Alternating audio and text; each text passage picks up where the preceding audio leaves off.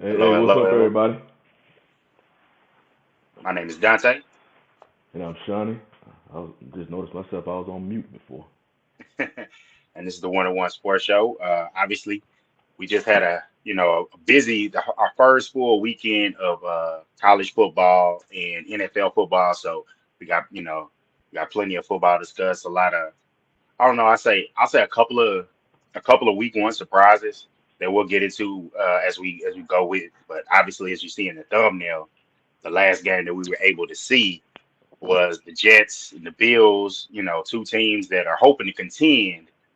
One of them that has constantly been in the playoff picture and in the mix in the AFC, been to the AFC title game, and the other obviously Aaron Rodgers and the Jets, who like literally have a terrible history with having quality quarterback play for whatever reason.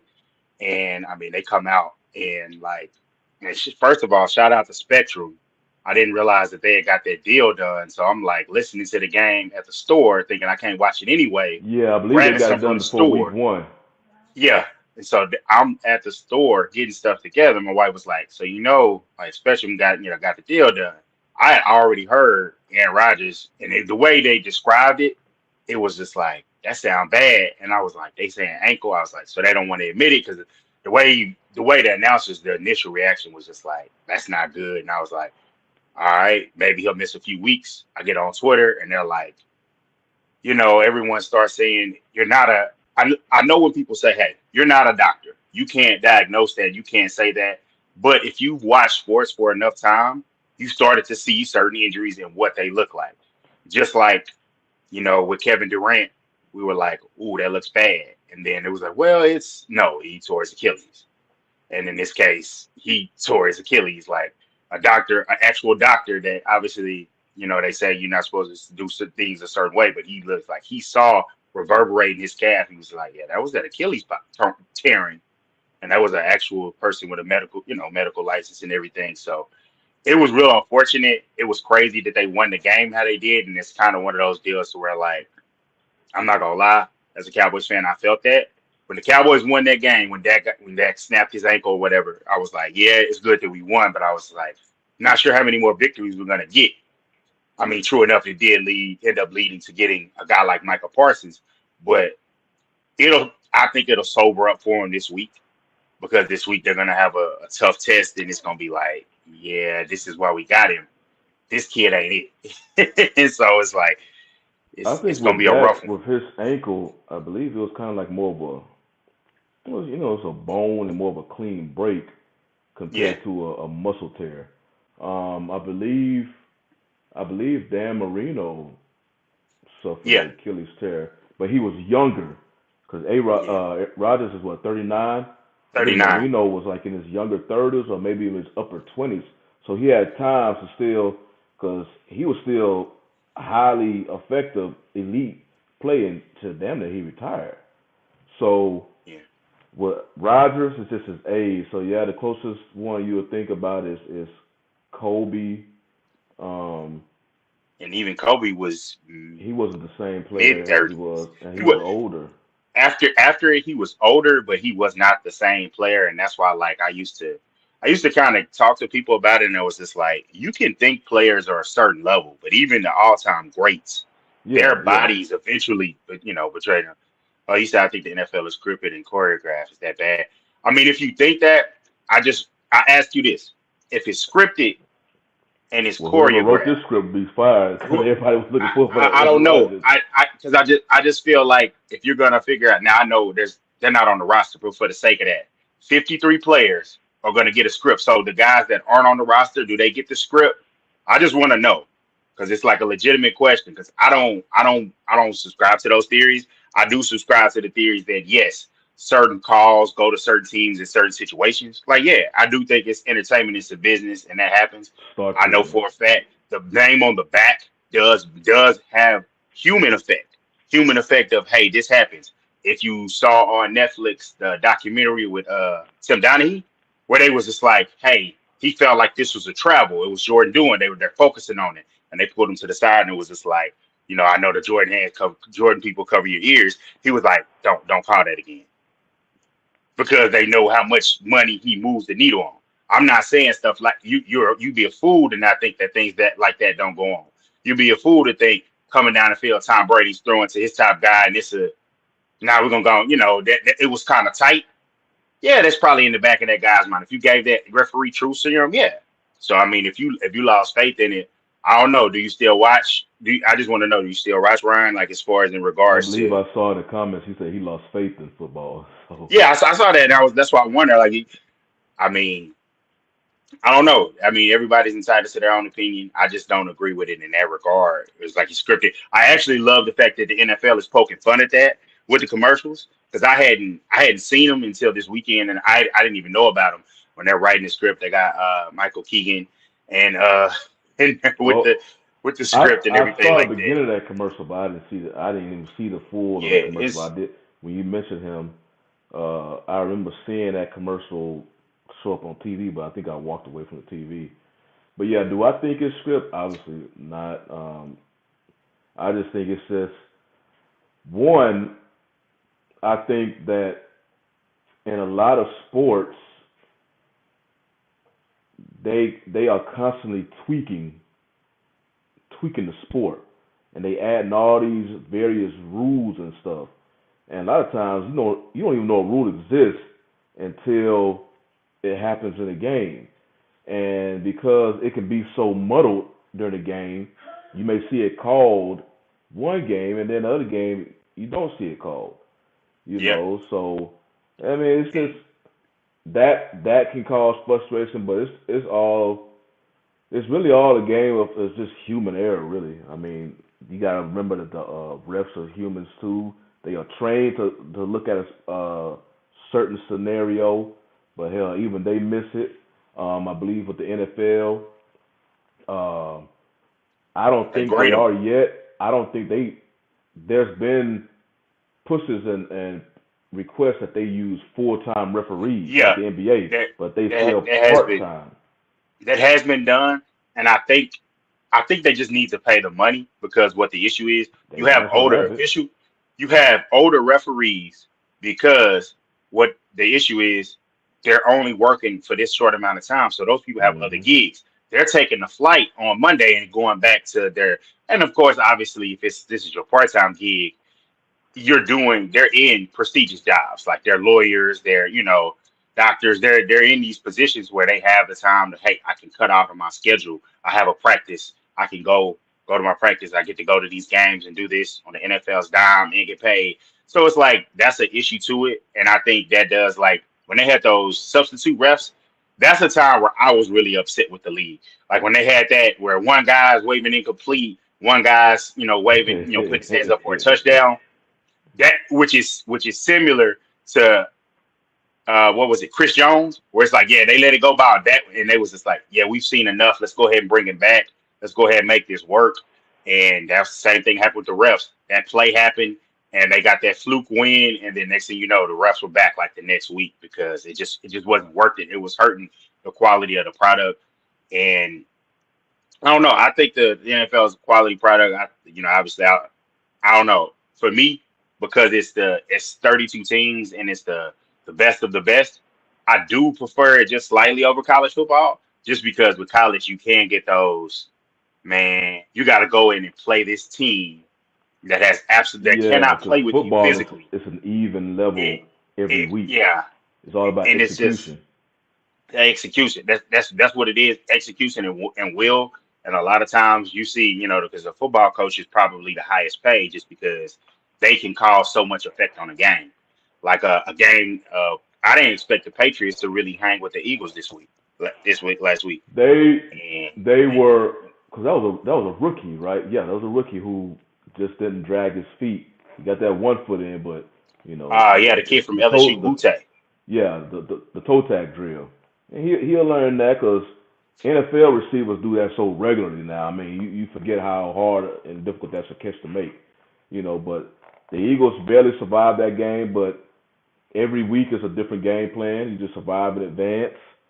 Um, you could say the same thing about the Buffalo Bills. Yeah, even though the Jets won, Josh Allen, which we'll get to later in the show, he basically gift wrapped them that game.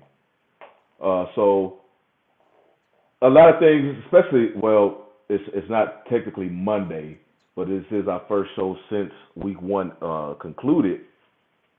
And on Monday there's a thing overreaction Mondays, and all these fan bases, and it never fails, man. It's the first week of the season, and if you played football any type, in your lifetime, if you play like organized football, it'd be so much build up in week one.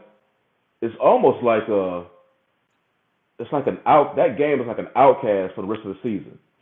Whether you play, you like produce super well, or you perform very badly. Hell, look at the Cowboys versus Giants. You can't Yeah, because you don't. It's just so much emotions.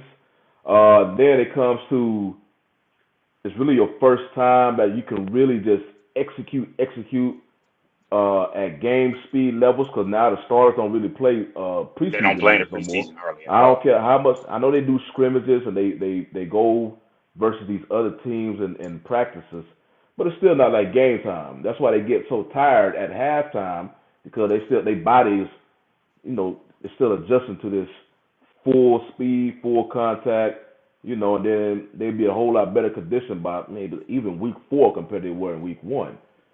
So, week one just, it could give you a chance to, I guess, the fan bases to kind of stick their chest out that one week, even though it's 16 games left in the season. But yeah, man, so But that's we the was going. joy though. Yeah, That's the that's the joy joy. of Cause that's the joy. NFL I made because a comment about it online because football is it's the only sport where you will literally it's the build up the whole week, and you yep, will literally if your team lose, you will literally have to sit in that stank for a whole week, and you yeah, can't do nothing about it until the next week to order for your team to hopefully redeem themselves and come out so you can give you renewed life. yeah. And it's not the end all be all. I see a couple people in the chat. Loves, I see what's going on. Appreciate you checking us out. Grooming and reviews, what's going on, man? I appreciate you coming in and checking us out. And Ryan, this I appreciate, man, the difference of opinion. I appreciate it, and like you said, I know you weren't trying to convince me, but it was just a deal. I just gave my spiel on that because it's real interesting. That I've never really spoke with anyone that had that. I've seen people kind of discussing online about it being scripted and why. Like, there's YouTube channels, but when I see those, I go into different rabbit holes. I don't really go into like the sports conspiracy rabbit holes most of the time, but like week one, that's the best thing because as a Cowboys fan, being such a national brand and big brand, it felt like if you lose, they're gonna put it on ESPN until they get to the next week, and then that's gonna be the bridge to okay, they lost last week, now they're playing insert team. Can they Hmm. beat them? And so it's like a continuation, and you don't kind of get out of that fog until Thursday. Then it's like okay, it's a new game. Can you talk about that, please? If it feels like, but I don't know the build up that you get, and you get to kind of take a victory lap for a week. Obviously, the players on the team don't do that. They flush it after 24 hours. They say most people a 24-hour rule. Then they may talk about it like I know Michael Parsons has a show, and teams guy players have their weekly shows and stuff like. And the more popular the team, the more players that get one. And so that's the fun thing about the NFL. But it's like after this week, it's kind of like now you kind of get into normal, like you said, Shawnee. Like it's not the constant build up, but I don't know. Some teams you can put stock into a week one performance, and then you cannot put one in the performance. I know we're gonna get into Josh Allen later, so I'll save that one. But like a performance like San Francisco, I thought the Steelers because I felt like they're a well coached team. I felt like okay, Kenny Pickett's not great, but they have him with weapons and they have a defense. I was thinking a much better performance for them. And personally, I want San Francisco to take a loss so it can be because I feel like the NFC, if you looked at it this weekend, and it didn't come away from that, except for maybe you put the Rams in there because I wasn't expecting much from them, and they came up and handled Seattle. But the Cowboys, the Eagles, 49ers, I think those are the top in no particular order, whichever order you prefer. You put those teams at the top three of the NFC, and I think all year long they're going to watch each other in the standings. And I think that might have been one of the games they cut out uh, on uh, on Fox because they were just bludgeoning the Steelers. And the Steelers, I wasn't expecting them to give up 156 yards to Christian McCaffrey, and so between that happening and Brock Purdy is somebody I still have questions about. But when I watch a game like that, it's kind of like okay, I can kind of see it because everyone gives them the credit and say, which is the problem with quarterback wins, and that's if you don't like hearing that, I'm sorry, it's going to come up because you playing in the game and the team winning doesn't always correlate to you playing well. Like in that divisional game, hey, Brock Purdy didn't play well. It's not that he played well; it's that his defense played lights out and was able to win that game, and they only scored, I believe, 19 Yeah, points. it's a So glamorous position. You get all the praise when you they get all win, the and get all all the the blame if credit, they all the lose. blame, and so things like that happen, and you see that. I don't know. We talked about the Eagles and the close catch, but Joe Burrow, I know that it was rainy conditions, but I did not have on my bingo card three And I points for was them in week expecting one. a similar game with the Cowboys because Me too. that's my only thing about games and the elements. Because they can have a potential to persuade the game. Running the ball. The ball is super slippery. Just so. Of course, if I think Burrow finished the game with under 100 yards passing. You Yeah, know that's a fluke. So you just watch that, but it's still an L on the Bengals record, and it's a win. They division opponents. So it's definitely a big win for the Browns. and I think they Uh, play the Ravens this week, so it's one of those deals that. And yeah, now I don't AFC know what the North they going at each other real AFC North. hard at the beginning of the season. And I don't know if it's I don't know. I think they need to revisit that stat because it's an extra game. But the 0-2 thing is a big deal where it hurts your percentage of making the playoffs. And I know the Ravens didn't look great week one. They played a overmatched team, and everybody kind of knocks the rust off. And I guess I don't know. I don't mind the guys not playing in the preseason. It's just that sometimes some teams come out smoking hot and getting it together, that could be partially their execution is right if they're in the same system and have continuity, or it's because hey, the other team is just filling them out.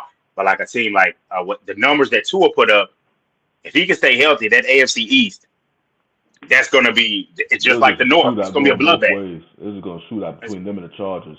them and the Chargers, and I was just like, that's one of those things where I was like, every year you hear the YouTube TV, hey, well now it's YouTube TV, with the ticket and everything like that, and Red Zone games like that make me realize like I might need to go ahead and switch, at least do Red Zone I was because thinking about that the other day because the thing about it, they had a hellified discount when they was promoting that they was coming to YouTube TV. It was like yeah, over $150.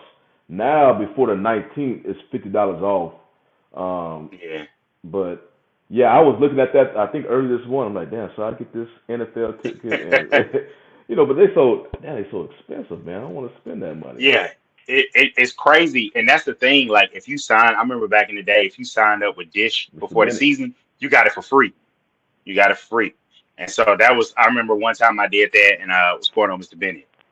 And it was crazy when you get to watch all that football, but just watching it and following everything, and especially for fantasy purposes, it's just a fun time. Like I saw somebody put, man, fantasy is part, yeah, you're trying to win the money in the pot, and part you want to talk noise to your friends, but a lot of it is you catching up. Like, I'm in 3 leagues, and in 2 of them, I realized that my other friends from college, another guy we knew and went to school with, we're all in the same league. So I'm like, hey man, they can't draft. I'll see y'all at the top.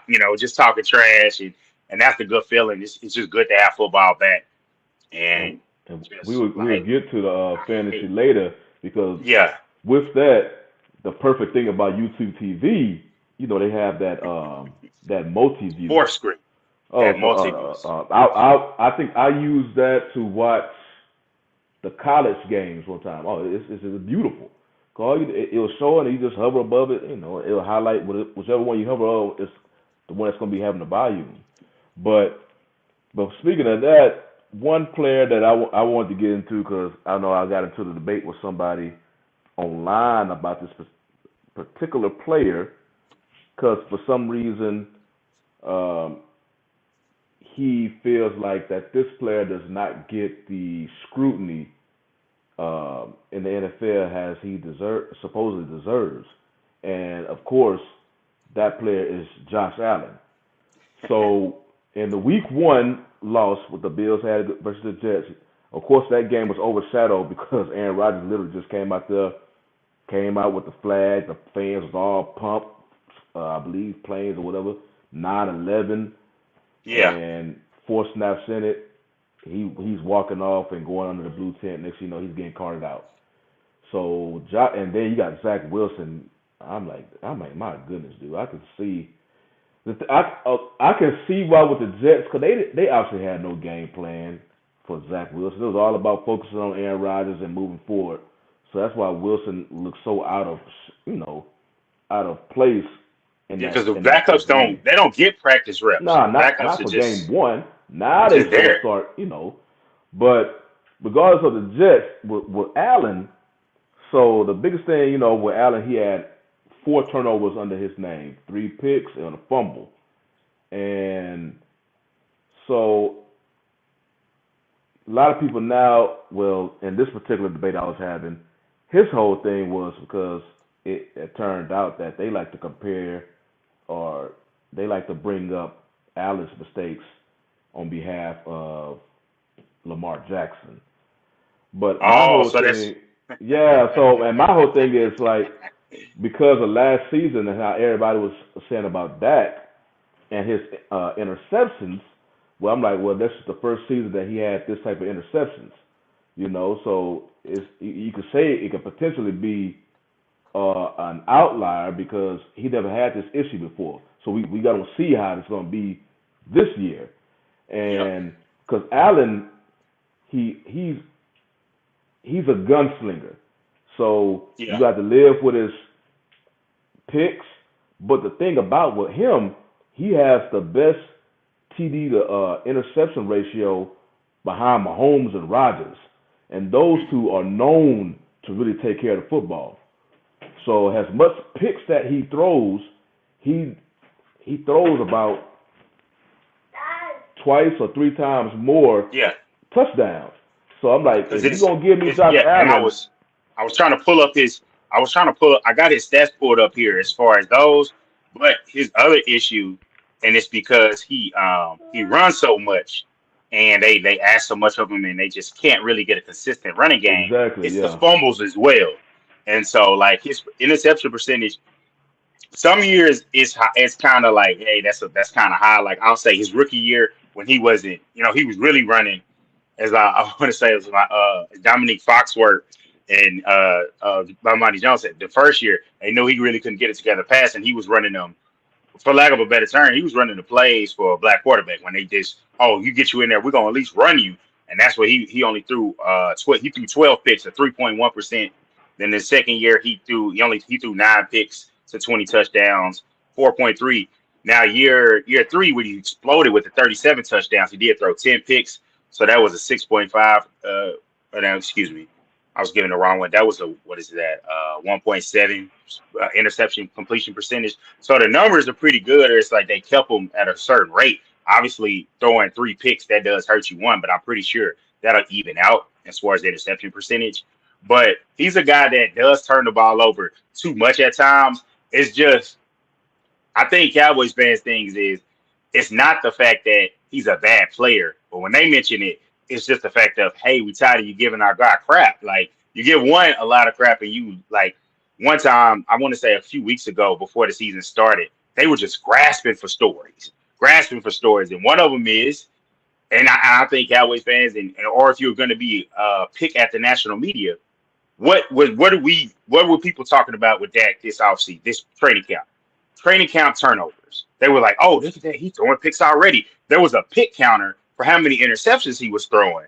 And it's just like, what are we doing? Like, as journalists, or as journalism, if you did that and you do that for a living, or just as sports fans or holding a podcast, YouTube show like we are, like, what are we doing as far as the conversation? And it's like, yeah, you can have legitimate conversations. Even if, and my thing is, if you don't think Dak is that talent, why do you bring him up so much? And we know why it's from a very popular team. But the scrutiny comes from, hey, Buffalo, while they are not a big national brand, they have a loyal fan base that follows them. And this is a player that they all can agree, even as a big fan of that, Josh Allen has more physical tools and has more ability and a higher ceiling.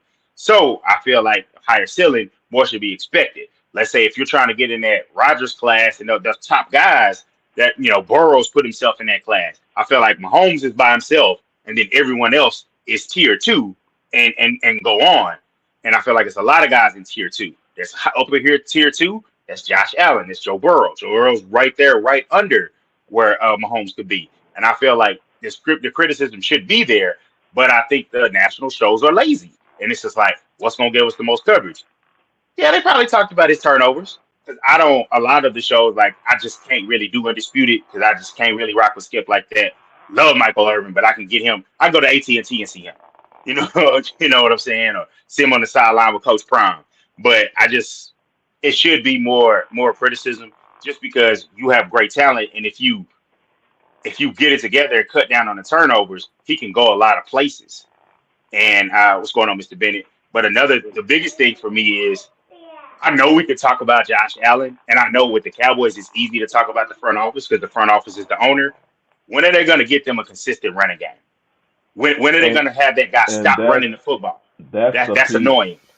That's the piece that when I bring up with Allen, because a lot of people like to highlight his interceptions, but I'm like, okay, yes, he has a tendency to throw up interceptions. He damn sure takes too much unnecessary hits. Yeah.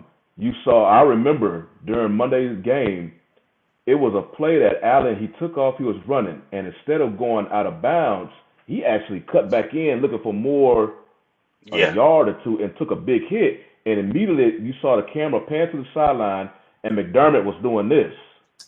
You got to play smarter. Right after that play. Now, Michael Irvin don't like that because he make it look like he's saying, he made it look like they're telling him to be smart and make it look like Allen is being dumb. But with Allen, yes, he throws picks. And I know a lot of when people try to compare him to Prescott, hell, even Lamar Jackson, he throws more picks than both of them. But a lot of Allen's, I guess, fame or praise or whatever the word you want to use is coming from that 2019 season where he balled out that year. He took Mahomes blow for blow, and if it wasn't for the Bills giving up a final score in 13 seconds, they couldn't hold the lead in 13 seconds. Yeah. I think the Bills could have potentially went on to win that Super Bowl. That offense that year they were just busting everybody. Unfortunately, their defense just couldn't hold it. But he has never really had a consistent run game. So that's why he runs the ball so much. Now you're going to see this year because he got James Cook. It remains to be determined. In one game he looked promising, but let's see how that goes for a whole season. But yeah, it's like you got to take the bad with the good, because you can't act like that. A lot of those games, like week one, you could put that on Josh Allen, but then Allen will come back and win you three or four straight, and so he's that type of player. So people will act like, we, give Allen all this criticism.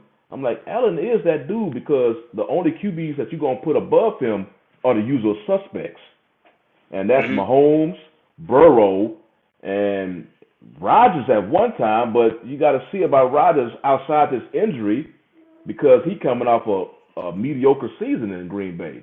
So you Yeah. gonna put this a usual because I don't know if you really gonna put Hurts over there, because Hurts only did this 1 year. Allen has been doing this for most of the season. He just haven't had a season like he did when they went to that AFC title game.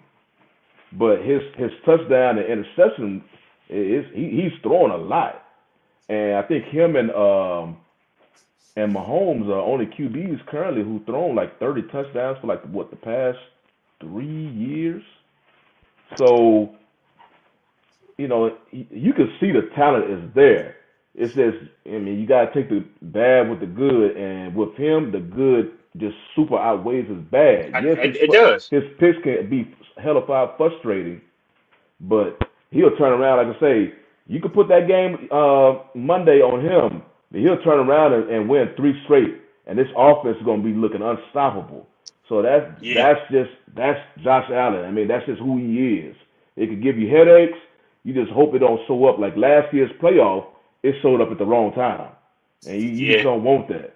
So At home, what's up, and Mr. that's the Bennett? bad part is they were at home and just that's rough. I just want to say this before you give your spiel, Mr. Bennett. He needs to go look at some tape of Cam Newton, because I'm looking at him with his stats.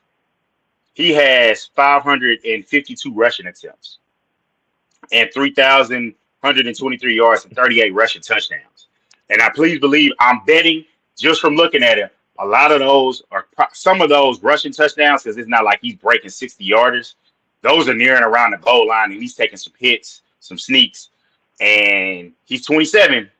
And you'll look up, and obviously you don't want to go through some of the injuries that Cam had, and just the way it just loses physically because you're taking so many hits. Like, so I think this needs to be the year he starts to tone it down. And apart from game one, he looking on the rushing wise, he only had 6 attempts, but that's not bad. That's not bad. So if he can kind of keep that pace this year, I think that'll be a key for him going forward. May lead to less turnovers. So That's James we're after Cook. week one. How you feeling, Mr. Bennett?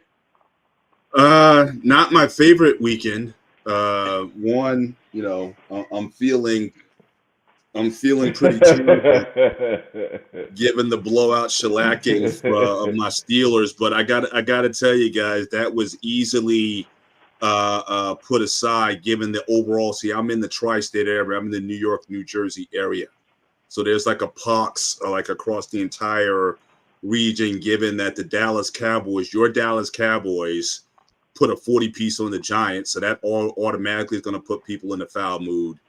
And then just going into the game with the Jets and seeing the hype and the excitement of that game, and then 4 plays in, what happens to Aaron Rodgers. And then when they show the replay and you see literally like a rubber band being stretched out and you see the calf just kind of shrivel up like the way it did, that just changed the whole atmosphere. So, I mean, it was an emotional win, helped by Josh Allen to the points that was made earlier.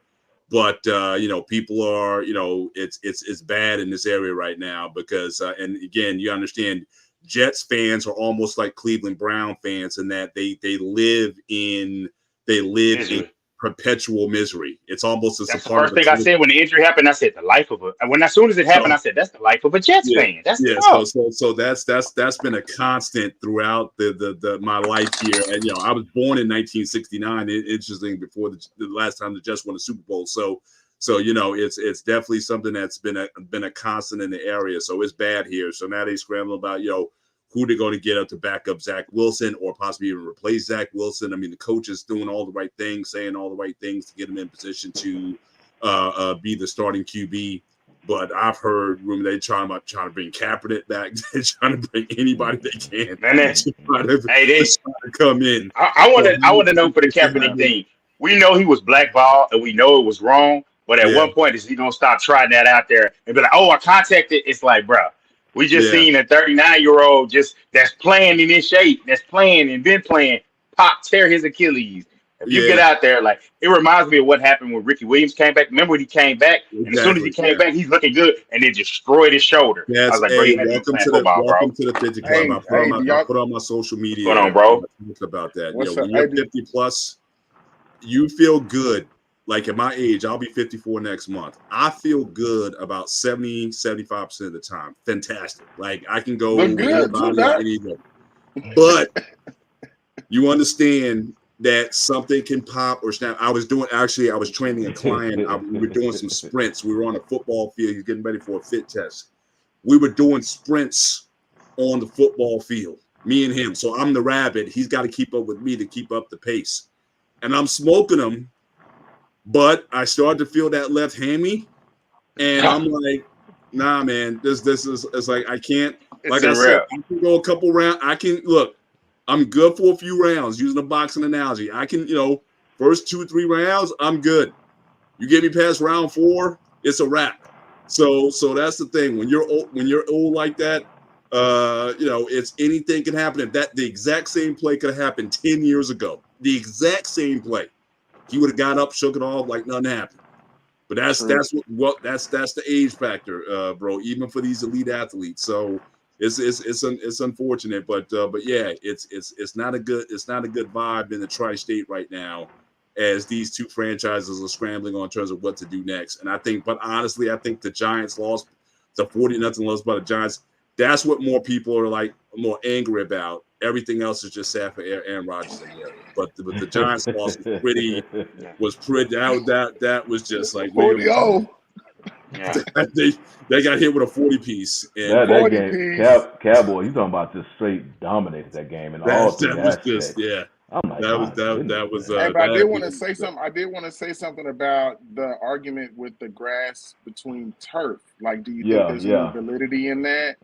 Because they're saying that maybe if he was on Well, grass, his foot would have slipped and it not would have completely exploded on him like that. well, well, it's like it's a combination. Yeah, when I was listening to First Take this morning, and they brought Goodell, and they was interviewing Goodell, and they brought that same question up, Hmm. and like we only talking about this because the person who got injured, Rodgers. If Yeah. this would have been like, if this would have been Josh Allen, I don't think people have been trying to go to the rule book, and because what Goodell was saying, he hears it from both sides.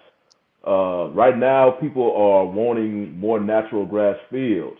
The players He want it. hear some players be wanting turf because it's faster, and then you got to remember, you know, these stadiums, even though football is a prime event that happens regularly at these stadiums, they are purpose venues. right. So you gotta keep that in mind because they gotta constantly break these fields down, and hell, they want to have a concert in one of them, and all this stuff. So Goodell was saying that he heard from both sides because yes, natural grass, and people say that's safer. He It's said it's better the for same on their amount of bodies and crowd. joints. Yeah, it's the same crowd on that NFL players who want to keep turf because it's faster. Right. So he's Then like, he had also all right, mentioned about the cleat size could exactly. possibly have been a factor also, like was too dug into the turf. So it could be a combination of things. It was It's the happened to me turf, before. it's the Yeah, cleats, and again, it's the age. Like I said, 10 years ago, that same play exactly. When you're old Yeah, it like wouldn't have that, popped. things just go. Like Yeah. I just had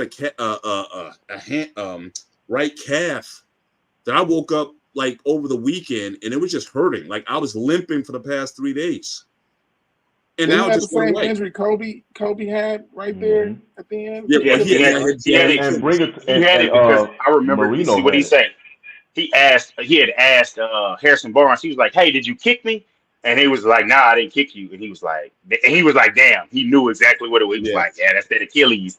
And it's yeah, like you get up in age and you stress it and work it. But there's a lot of players that talk about their bodies feel better when they play on natural grass. But it's the thing of, and I wonder, to be honest, and especially since they signed such a long term deal, I wonder if it's a deal where the owners are holding that carrot. because they went to 17. They want to go to 18. The 18 will be like, okay, more natural grass, play 18 games. Right. And and, But and, it's a and team, yeah. so But it's a I team think by that's team coming. decision though, right? Like I went to Vegas a couple years ago, and we went on a tour of the stadium, the new stadium that they built out there. And they play on natural grass, and the way that this thing is like so high tech, literally the ground of the stadium rolls out, like the whole thing. It rolls outside to get the sun and everything, and they grow the grass outside and then move it in. When they doing stadium tours, they use that artificial turf stuff. But they built the stadium in such a way it's like a roller. They roll it out, grow the grass, bring it back in. So a lot of this stuff is based on, I think, the owners in terms of what the owners want. It's not across the board. I know Pittsburgh plays on natural turf, and it gets, especially in the winter time, snowing and all that. It's not the best. It gets slippery out there. But it's really, it seems like it's a team by team. It's an owner by owner decision, not so much a league decision. And going back real quick, because back in 2014, Texans head coach DeMeco Ryans, remember he played for the Texans in his playing career, where he actually filed a lawsuit against the Texans in 2014 because he had an injury due to that whole synthetic turf that they had at the time. So, this is a battle that players have been fighting, for a while.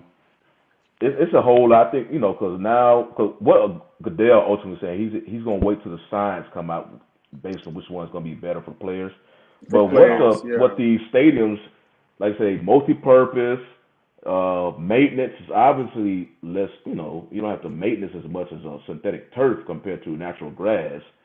So I don't know if, it's harder to maintenance grass in Arizona for the Cardinals compared to Cowboys, because we in Texas. So, it's different factors, but yeah, it's been a battle going on for the longest, for the most part. I think really ever since, unfortunately, the AstroTurf got introduced, and that. Yeah, I grew up. Yeah, look, like I said, being a Steelers fan, we played in I guess when it was Three River Stadium for all that time. We played on that AstroTurf, like the Houston Astros or the Oilers used to play on. So that was like, all the places that was like playing on concrete, and even just the turf toe, all the turf toe injuries you would get from that, or just the carpet burn that you would get for that. So this hybrid was supposed to be the best of both worlds. Yeah.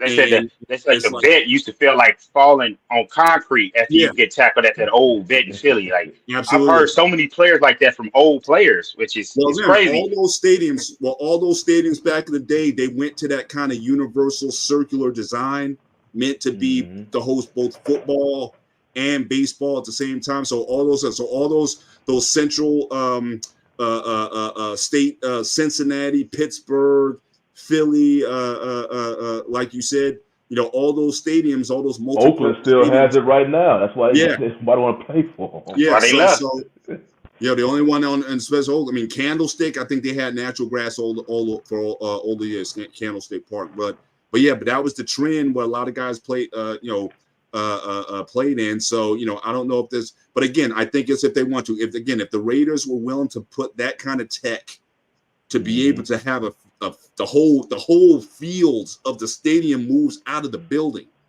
then that should tell you, it's really as far as what these owners, they got to be motivated to do what they want. And, based on these franchises, I mean, the Cowboys worth $9 billion or whatever. So I don't think it's a question of money. I think it's a question of design. I mean, obviously something like that, you got to build into the design of the stadium. But if these guys really want that, it's really it's really their call. I don't know if you can necessarily institute that league wide. I'm sure the players may shoot for that, but it's going to be that's going to be a tough thing to negotiate. But yeah, I know we to put a bow on the Josh Allen conversation. I feel like there's been a lot of talk, and I know people, depending on which side of the street you're on, you can make a different angle for the guy. But I feel like overall, he's gonna be fine. It's just eventually, I guess the biggest problem he's going to have is he is an ultimate. He's a really great talent. He's a great competitor. He's Hmm. got a guy on his team at receiver that sometimes you don't have a good feel for like how he's feeling. Like, because my thing is leaving him, Diggs leaving Minnesota. Okay, I can understand that you wanted to go. You had a coach that was, hey, we're going to run heavy, and he eventually Right. got ran out of town. But now you over here, fresh start. You actually helped Josh Allen's development like by leaps and bounds. It was that year 3 leap. So now you got to keep that guy happy. You got the extension. You got this. I know y'all had a tough playoff loss, but it's always seeming like it's just a little bit of friction. And I think that's Yeah. one thing where it's like, I think if they're on the same page, it'll be fine. It just has to be they got him a tight end. Rookie tight ends don't always come in and pop right away. But if he can, not just always force feed him and make it to where, hey, I know they're going to him and that leads to more turnovers, that a little bit less running the ball, a better running game, which his OC has to help him with that. I know he's dealing with the loss of the coach that's at the Giants now, but I Yeah. think Yeah, I was overall about to bring it is that a lot up. of talk because it I was was a about to bring standalone that up. game. But I really think the fact he's going to be fine. I think he's going to be just fine, and everything will play itself out. And I think they'll be minimum they'll be in that divisional round and just can they break through because whoever is in the wild card, that's going to be a tough team to play because the AFC I think is going to be really tough. Even though it's going to be a little lessened with the Jets not being a player, I don't think they're going to be a player. The defense will be strong, but hey man, that kid sucks. I mean, I don't want to be like that. Like he's only been around for a little bit, but he's not. I think the AFC East is gonna come down to Josh Allen leading the Bills, Tua's health, and then the Patriots. They're gonna prepare well. They're gonna fight you, but I do. Yeah, I think it's a 2-team race. Right. Hmm. Well, especially now. No Yeah, question especially about it. now. But I just hope it doesn't devolve into again being a Steeler fan. The whole Ben Roethlisberger, Antonio Brown situation. How that was such a great match for so many years, and then just egos and heads just got Amazing. it just fell off the rails. So that's something like that can disrupt a locker room at any given time. And I just think you were talking about the Kansas City game. That was just, I mean, one, no team seemed to have any defense that day.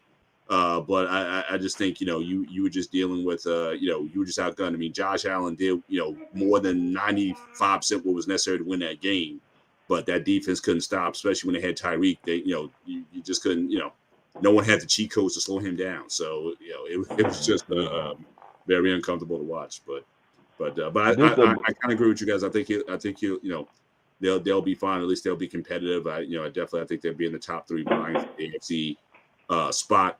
I'm less enthused about both I think the Chargers and the Jaguars. I wasn't pleased with the Jaguars' effort either.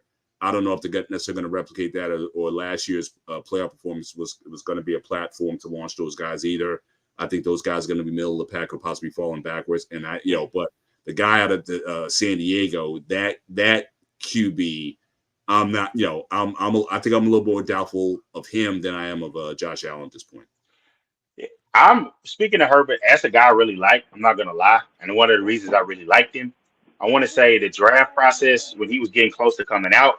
I think it was somewhere in between 17 and 18. I started to look at him, and he was a guy that I tabbed. I was like, I think that guy could really do some things. And it was when your quarterback's playing bad and it looked rough. Yeah, I started looking at the draft because it's like, hey, I got to start looking who the possible next guy could be. And I was Yeah, like, hey, that's the guy I really like. And then when I saw him play against Auburn, I was working at AT&T still, and saw him play in that game against Auburn. I was like, this guy can make some plays and he can do something. And then, of course, they didn't run him a lot, and I saw him in that Rosewood, and I was like, oh, so he can run a little bit too. He's mobile. I was like, you know what? That's a guy that you got to look out for. yeah, And I feel like he gets a lot of flack because guys are looking at his ability. They're looking at his ability and they're thinking, you know what, we need more than this. And I think it's one of those deals where you did come in with some pretty good weapons at receiver. Offensive line's been up and down. They're trying to improve it. I know he's got Rashawn Slater back. And then some things he does fall snake bitten, where it's like, look, you had this lead, and true enough, you had this big was it 24-0 lead. yeah. You couldn't go ahead and get a few more points, but to the flip side, your defense couldn't hold the lead. Right. The other And quarterback mind you, they were gave the helped team by like what, three, 4 four interceptions. turnovers. They were helped by Yeah, 4 interceptions in the first half by the Jaguars by, QB. by Trevor So Lawrence. yeah, absolutely. Look, I would have So gave you the you got to first get year. that I done. would have gave him some grace the first year because I thought that coach. I think he was a bit too aggressive. He was always going for it on fourth down. So I think a lot of it was coaching. The next year though, like I'm not getting the sense that he's that guy. I definitely don't think he's on the level of certainly of a Joe Burrow, and or neither or a Josh Allen. I think he falls. I think he I falls think behind that's those the guys. thing. He falls a little behind him, but I think he can be just as good as those guys. I The think like talent is. I Burrow. mean, I look, think you I can't think the teach talent is there for sure. you can't teach talent nor 6'6". So I mean, like all the stuff is there, but there's still something missing, and Well, and I think it's his coach. I think his Yeah, coach puts him at because you saw that in the playoff game last the year. playoff game, he did. and the You had a thing I hate about 27-0 it, lead, and his coach, he, I can't I think I you'll can't put get more on who frustrated. Staley more than Herbert though, because that dude made some questionable. I mean, I understand you gotta, you want to you got Ron Rivera. What they call him, Riverboat Ron. Right. He got nothing on Staley, man. That dude, he was just taking these unnecessary gambles. It's not, but it's not. It's kind of like how Lawrence in Jacksonville, but on a different scale. You see, Lawrence is a completely different QB now because it's Yeah, rookie season.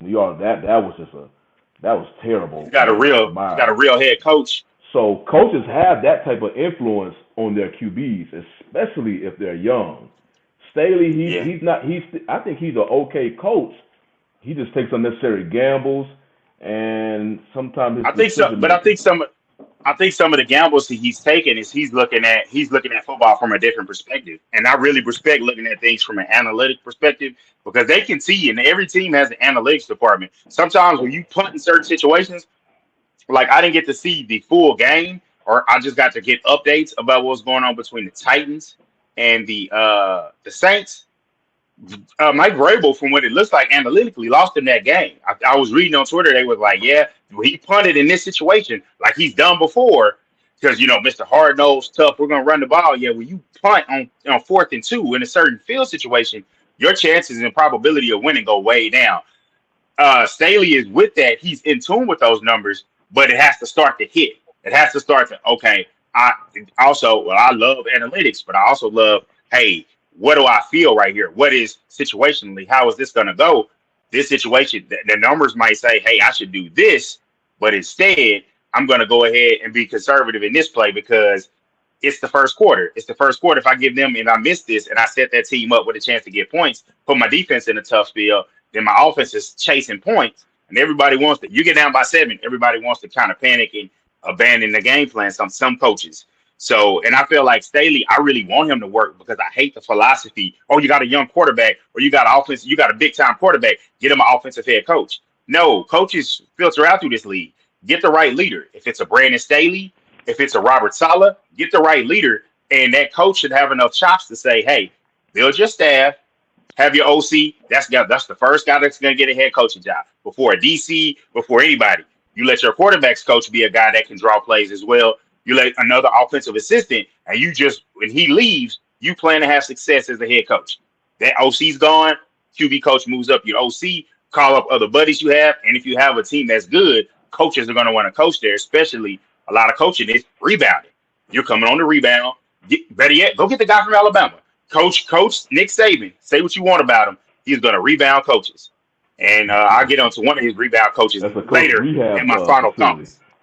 That's What'd a you say? coach and rehab facility. But Coach a rehab facility. You said speaking of head coaches, though, one coach I think that he may need to start getting more attention placed on him is Mike McDaniel down there in Miami. yeah. The stuff that Yeah. he's doing down there, you remember when Tyreek was wanting the money and he ultimately got traded to Miami. Folks was like, damn man, your numbers are about to fall off because Tua is not Mahomes. He still ain't. But they thought this dude's numbers just gonna take a nosedive They because did. Tua was not doing what he's doing now. But the same time that Hill went to Miami, McDaniel came to Miami. And you see, outside of two and these concussions, which I believe that dude may be one more concussion, he may have to end his career. But when you see the difference that he has made in that QB, I'm like, that offense. I mean, of course they had, because he came over there when McDaniel came over there. That's when they started changing and basically just said, man, just give me speed. So you got Waddle, you got Hill, you got what's the running back name? Mostert. Mostert.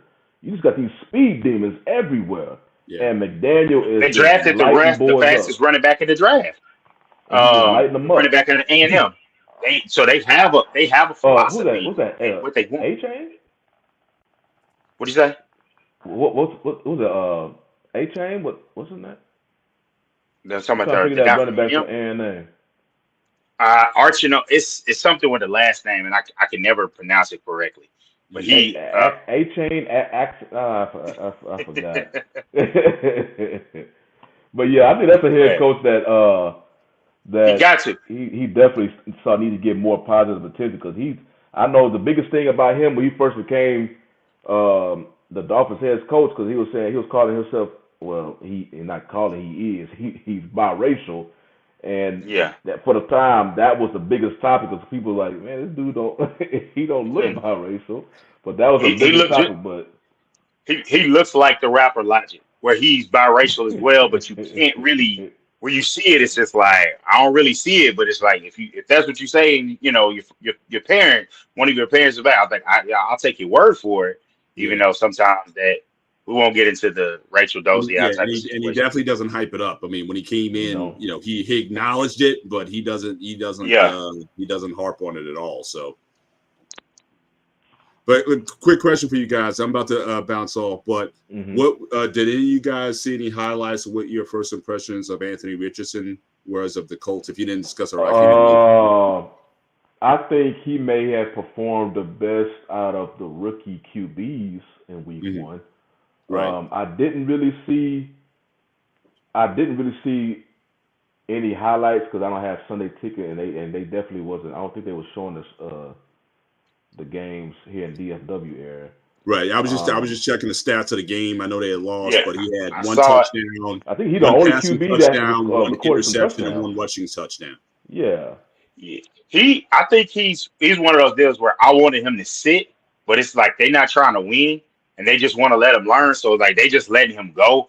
And I feel like that was the quarterback that I got hype on in his dress. I was like, Nick, you talk about this kid. And I was like, okay. And there's not a lot of guys. I was like, what's the – and then I saw him play in college. I was like, oh, okay, I can see it. And then they start showing, like, hey, he can do this. I can teach you how to do some other things. Right. And Josh Allen is the poster boy, to go back to him. He's the poster boy of normally it used to be you can't teach accuracy. If they're not accurate here, they're not going to be accurate on the next level. Like a Cam Newton wasn't always the most accurate, but it's like when it hits. And he was so gifted, he, even without his passing prowess, still went number one overall in the draft. Right. And so they're looking at, let's get the tools and let's go to the next level, because sometimes there's quarterbacks that can get you to a certain point, and then it's like, then they're going to top out, but they have the other intangibles. They have other things that, they can win enough games for you. But this guy, if he puts it together, he's going to be in there when we're talking about those top guys, especially with some of the older guys kind of retiring off or starting to fade. If it works out for Indy, the only thing is what Indy has in their way is I can't remember if they still got Chris Ballard, but Ballard is the GM, but their owner's in their way. Their owner, he's kooky. He just has to land and just man. I don't know, man. The situation he's in. Absurd. I'm like, man, the situation can kind of put a damper on his career as long as he in Indy. He probably came in there, was excited.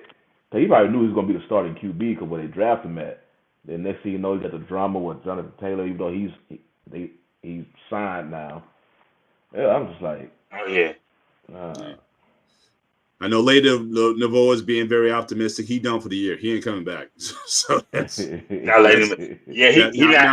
would say out of anybody who could come back, because I know when basketball players get that kind of injury, I know Kevin Durant had similar injuries and whatnot. So just from the quarterback position, you're not going to have as much stress on it. But still, you know, I wouldn't even consider, especially at his age, if he was a little younger, you might be able to push it a little bit. You know, especially if they make a towards the end or a playoff run. But nah, he done. He on these. Go ahead, Dante. No, I'm just saying he's done, but it's one of those deals with the off season and with it being week 1, with it being 1-1. So this is September, October, November, December, January, February, March, April. He might be back around OTAs. He might be back and able to do stuff, but they're gonna let Wilson or whoever kind of do stuff, and then maybe by the time minicamp rolls around. But you're probably thinking with an injury like that, you're hoping by training camp he can get there because you had last training camp to work with the guys. You come back this training camp, they don't really need. You know, the older statement. They're there for camp for, you know, to show the work ethic and stuff, but you don't need them working that hard. Zach Wilson need to be one busting it at OTAs and just doing whatever he can to get better. My favorite thing about one of my favorites was watching Peyton Manning just be disgusted about his quarterback. Like he's normally really playful. That one where Wilson started running backwards. He said, "What are you running back doing?" And I was like, "Dang!" Like I'm talking about, he's giving a master class, and hey, this is how you play quarterback, and this is how you don't play quarterback. And he was and I was like, "Wow." You know, I was like, perfectionist. So watching Wilson. Yeah, I was like, oh man. It looked like he was about to go through the screen. And like Peyton don't even get like that, man. He don't get like that at all. So it was crazy to hear that. But he said there's hope. Hey, I hear you. I hear you saying there's hope. You know, it happens. Just, you know, it can happen. So, you know, cross your fingers. But Mr. Bennett, I appreciate you checking us out. I appreciate you being a real fan of your team. Because I know they did kind of take it. So hopefully we can sterilize ourselves. You know, next week we host the Browns.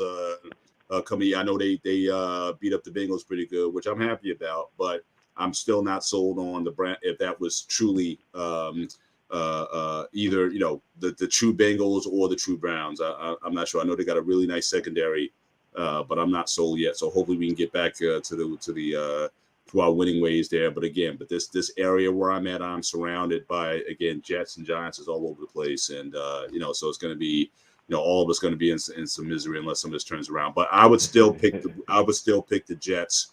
I still think over 8 games this year. I think they'll make a run. I don't think they're going to try to tank the season, whether they get a veteran QB in here or not. I think that defense is going to keep them competitive. And if they just go to the run game, you know, they have certainly the weapons for a nice running attack and whatnot. So I think they're going to be in most of the games this season. So 8 or 9 wins, I think is still going to be in their future. So again, there'll be definitely some battles, but this was supposed to be a Super Bowl or bust year. Mm-hmm. And so, you know, we'll have to see if Aaron, even if he wants to, because again, to be rehabbing something like that at 39, do you even want to do that? But I did see he made an IG post that he will rise yet again. So he's kind of let it come off of him and kind of go into it. Yeah, that rehab, that's you know, that's something like that. That'd be bad for anyone. But again, 39 is that's just, like I said, just the body. You're just not as elastic. You just don't have that rebound like you did. And that'll definitely accelerate things a little bit. So.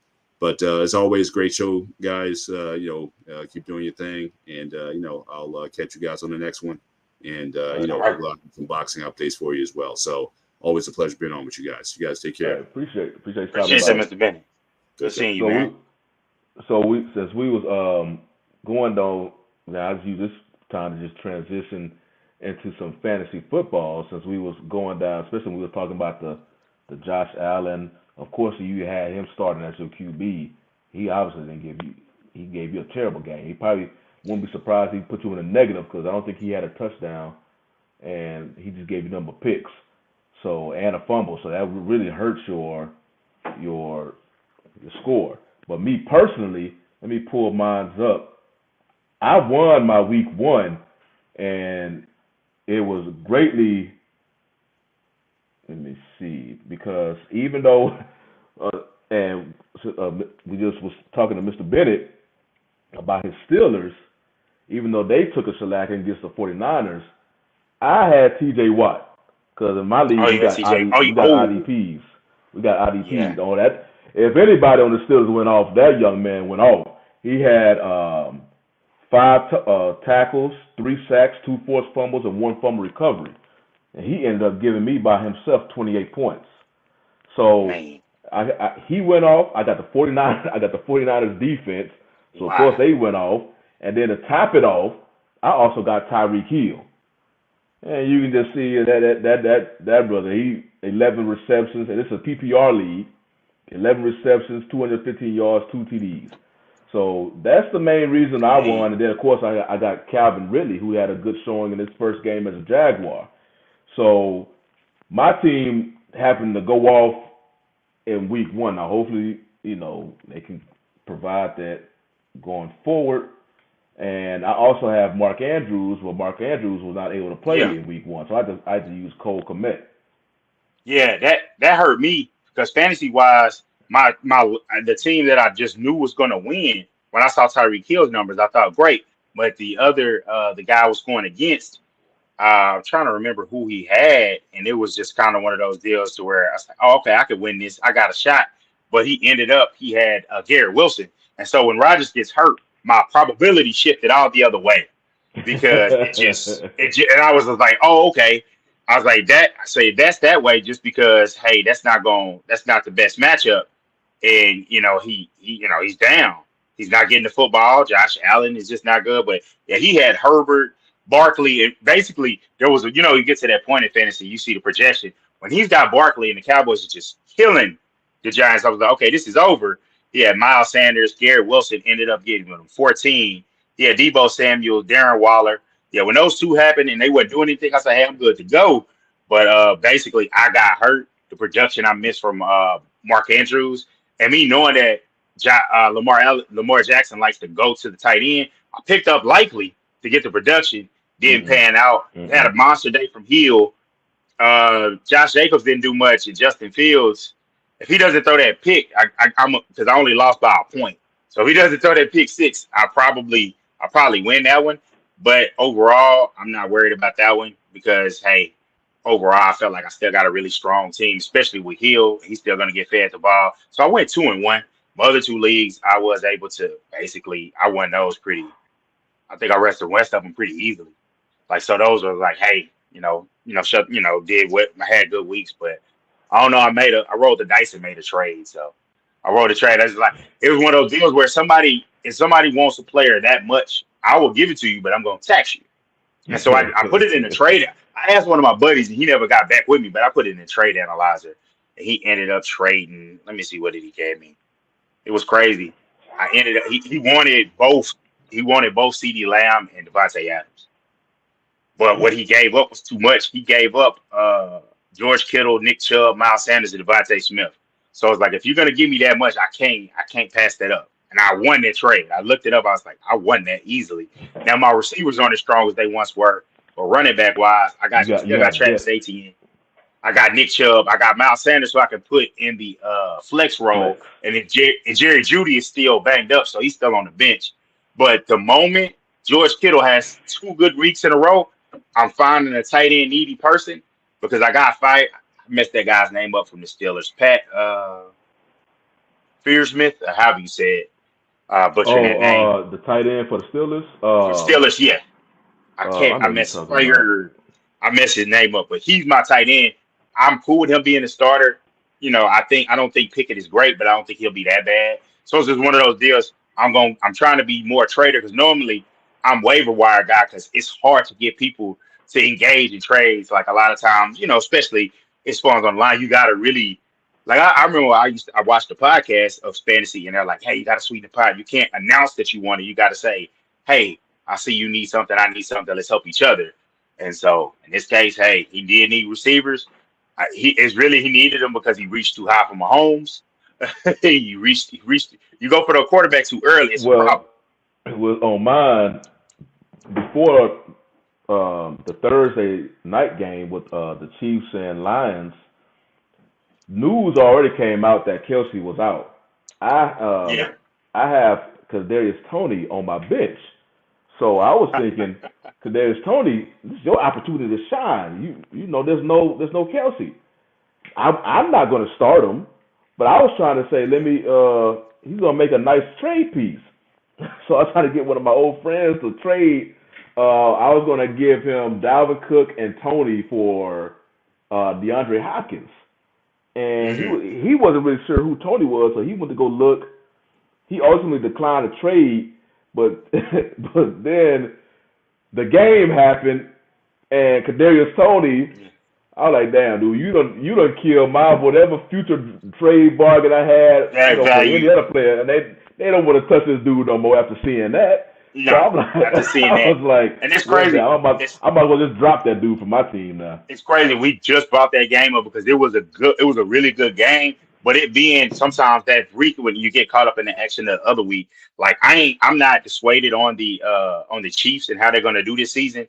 But the Lions is kind of like that was a statement to be like, hey, we are the every year that's that darling team. And the thing is about the NFL, 8 new teams are gonna make the playoffs every year. Some teams are gonna drop off, and then I want to say was it 8 new teams are gonna make it every year, and the Lions look like they're going to be that team and look like they're going to set the pace in the NFC North.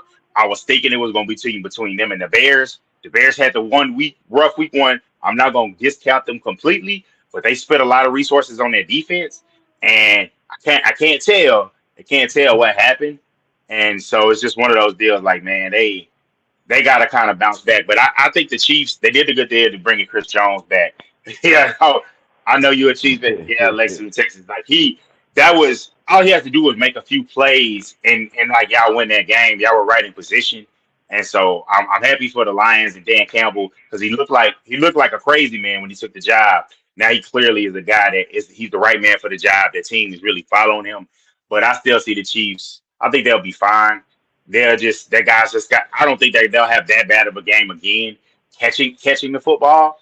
They just having Kelsey means something, and but I will say this: as far as having a reliable threat, when you have a quarterback like Mahomes and the way they had that structure set up, and they have let big people go to be like, hey, we're gonna keep the core, we're gonna keep the nucleus, we're gonna keep these 2 guys on offense. I think it's nothing for them to go out and trade for somebody. I know Mike Evans will be available. If they get a reliable target like that, that's crazy. But I don't know if they'll go that high. They might not even need it. They just need somebody that's going to reliably make plays because Travis Kelsey is going to open up so many things. He said definitely.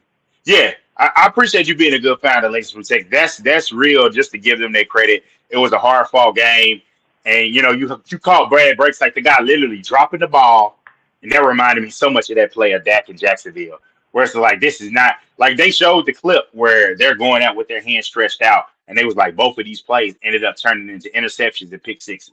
Just absolutely crazy when stuff like that happens. It's almost like I know quarterbacks get a lot. They shouldn't get those credit for those interceptions, but I mean quarterbacks get a lot. They get all types of rules for them. You can't hit them high, you can't hit them low. You only get like a small area to hit them, and the rules are already made for the offense so much. So I don't think you should. You should probably shouldn't, but it's something to make note of as a football fan to be like, hey, this happened. But man, Shiny, I'm I over here know juggling this little kid over here, and she done dumped I on my little see, brother man. potty. I know, man. I know how it goes, but you know, but I know we getting ready to close it down here. So I'm gonna go ahead and start off with my closing argument, my closing points, party shots. I told you last week, hey, I predicted the Cowboys. That's not one I'm taking any credit for. That's easy, especially what happened. But what I am taking credit for is I'm not using the Texas as back thing and all that, and I'm not going to take Coach Prom's "We've arrived." I'm not taking that from him because shout out to him being 2-0, and I think another easy win this week when they go ahead and play Colorado State. But in 2 weeks when they play Oregon, that'll be a huge test, another big test for them because TCU was a test as well. So I'm excited to see what Shador does, what Travis Hunter does in that Colorado program. But I'm ready to talk to you about the Texas Longhorns. Called my shot against Bama. I did not see the game going exactly like that. I saw them being better because Quinn Ewers is better than Jalen Milroe, although Milroe was very talented. But the fact that they got the ball, Texas got the ball up 10 with 7 minutes left, and Bama never touched the ball again. They made them drain their timeouts. They were able to just put that game away. And I had to take it old school and listen to it on the radio because the Spectrum deal wasn't done yet.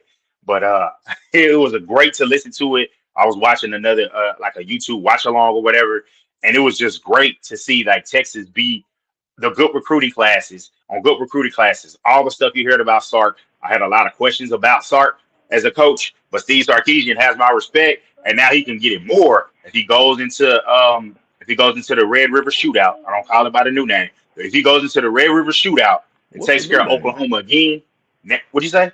What's the new name? The new name they changed it. It's the Red River. It's the Red River. I think it's the Red River Rivalry because the shootout and took that. Yeah. And I was just like, we know we're not talking about that, but when we watch a game, we're like, hey, this is a shootout. And it's just like, yeah, and it's the Old West and all that kind of, Western, Cowboys and all that kind of stuff. But I'm proud. I'm glad that they won that game and proved and made a big statement. And just it's one of those deals. I know people were saying, hey, the players were being a little unclassy by some of the stuff they did at the 50-yard line. Well, there's tape of the Alabama fans telling the players, hey, go back to the projects. Yeah, I gotta go back to the projects after this. Yeah, I've seen that. And so I was just like, you sometimes young men doing something like that, that's a reaction to something that happened in them. In the moment, you want them to be classy, but they just had a big moment, a monumental win in program history. I haven't seen a win like Texas like that on the road since the '05 season when they won the national title, when they went to Ohio State, went to the Horseshoe and won. So let those guys get that. I didn't love Quinn smoking a cigar because it's like it's not over yet. We got a lot of left to do, and so I was happy about that one. The way you could finally feel like after last year's tough loss, it validates what I thought is that if Quinn doesn't get hurt last year, that could have been a really special season as well. But it's special things on deck, and my relief is also going into the SEC. They look like they belong. They look like two SEC teams. And so I'm not as anxious about it. I'm gonna miss the Big 12 because that's all I know. But yeah, I definitely thinking like, hey, this could be something special. You just can't, what they say, you can't bite the cheese, you can't eat the rat poison because you got to handle business against Wyoming, and then you playing at Baylor, and everybody in the Big 12 is going to want to send you out with a loss. So you got to be waiting for Baylor because they've had success against you in recent years. Tech on Thanksgiving, that's going to be a big one. And I feel like the home can kind of carry on that one. But I want to say Kansas State is going to be a tough one. And Kansas as well. Kansas because they have a good quarterback. But I don't really worry about teams offensively too much because the defense just came and just fought Bama in a phone booth. And they could not run the ball. Like they averaged 3.1 yards a carry. Like Alabama. And so that was really impressive the way Texas did that. So you got it from here, man. Any part of the shots you got? I would get my part in shots, but as you can see, this little one getting super active behind me, and I don't know where she put all the rest of her stuff, so I'm trying to keep up with her. So, but other than that, I don't really have no parting shots. I appreciate everybody for joining us today. We had a good show. And we just can't wait to see what week 2 bring out for us, both college football and the pros. So, hey, man. And it's poking his head already. Last thing I'll say, I looked up. I'm trying to check. I'm score checking on ESPN. 2 players are out to Philadelphia. Well, no, 3 players are out already for Philadelphia. 3 key players. So I think Kenneth Gainwell is going to be missing. James Bradbury, that's a big one. And then their safety, Reed Blankenship, are all out. So I was expecting Philly to just smash them because I don't have much faith in Minnesota. But I mean, when you got a guy like Justin Jefferson and you got a safety in a corner out, I would expect them to maneuver him and put him in position to try to exploit that. So, I mean, it comes so fast. We got another Thursday night. So it's just like, man, week 2 is basically after you watch this show, we get one sleep and then you get football. So that's the beautiful thing about this time of year. So as everybody that came in the chat, I appreciate everybody. It was shout out as we go. Alexis from Texas, I see you've been down since Matt Castle. So hey, that's real. I appreciate seeing real fans like that. Lady Navo, everybody. My brother Rashad, I appreciate you checking us out, man, and coming in. Black man, don't think I didn't see you talk about the Cowboys beat Duncanville. Hey, man, we made them look like that. So I can't, the Saints, pulled out a close one, but a win is a win. So that's all we got for y'all this week, man. I'm Dante. I'm Shawnee. This is a 1-on-1 Sports Shop, man. We will see y'all next week. Y'all, peace.